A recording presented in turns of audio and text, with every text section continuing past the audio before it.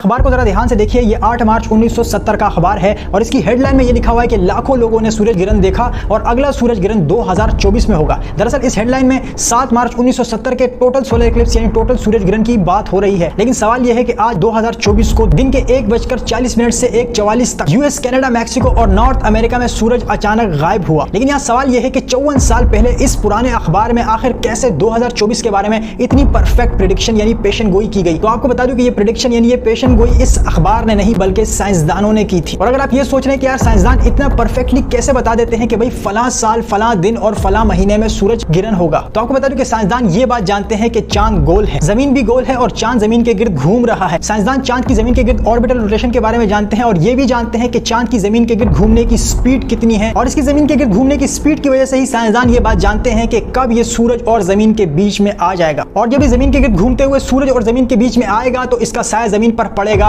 और सूरज गायब हो जाएगा और दिन के वक्त चांद के सूरज के सामने आने की वजह से जमीन पर अंधेरा छा जाएगा। और मिसाल के तौर पे अगर आप चांद पर रहने लगेंगे ना तो आपको चांद पर भी सूरज ग्रहण देखने को मिलेगा। और उसकी वजह यह है कि चांद जब जमीन के गिर्द घूमता है तो कभी कभार जमीन का साया भी चांद पर पड़ता है और जमीन के साये की वजह से भी चांद पर भी जब दिन होता है तो अचानक अंधेरा छा सकता है। और जब जमीन का साया चांद पर पड़ता है, चांद पर एकदम अंधेरा छाता है, तो उसको हम लूनर इक्लिप्स यानी चांद ग्रहण कहते हैं। और चांद पर जो जमीन का साया पड़ता है वो अक्सर गोल साया बनता है, जो इस बात का सबूत है कि जमीन गोल है। और गोल जमीन और गोल चांद के इस कंसेप्ट की वजह से ही साइंसदान ये बातें अब से नहीं बल्कि सैकड़ों सालों से जानते हैं कि जमीन पर सोलर इक्लिप्स कब होगा, लूनर इक्लिप्स कब होगा और कितनी देर के लिए होगा। और यहां तक कि नासा ने यह भी बता दिया है कि अगला टोटल सोलर इक्लिप्स 23 अगस्त 2044 में होगा। अब आप में से जितने लोग फ्लैट अर्थ पे यकीन रखते हैं, जरा मुझे यह बताइए कि अगर सूरज और चांद जमीन के ऊपर ऊपर घूम रहे हैं तो फिर जमीन पर यह सूरज अचानक गायब क्यों हो जाता है? यह सूरज ग्रहण क्यों होता है? सूरज कहां चला जाता है एकदम से? और ये चांद अक्सर रेड क्यों पड़ जाता है? चांद पर किस चीज का साया पड़ता है? और ये साइंसदान इतनी परफेक्ट फ्यूचर प्रेडिक्शंस कैसे कर लेते हैं कि इवन आपको दिन भी बता देते हैं, आपको टाइम भी बता देते हैं कि कितनी देर के लिए होगा। ये सब बातें आप फ्लैट अर्थ के हिसाब से कभी भी प्रेडिक्ट नहीं कर सकते। फ्लैट अर्थ के हिसाब से ना तो आप ये बता सकते हैं कि सूरज गायब कहां होता है, क्यों होता है, और ना आप ये बता सकते हैं कि फ्यूचर में कब सोलर इक्लिप्स या लूनर इक्लिप्स होगा।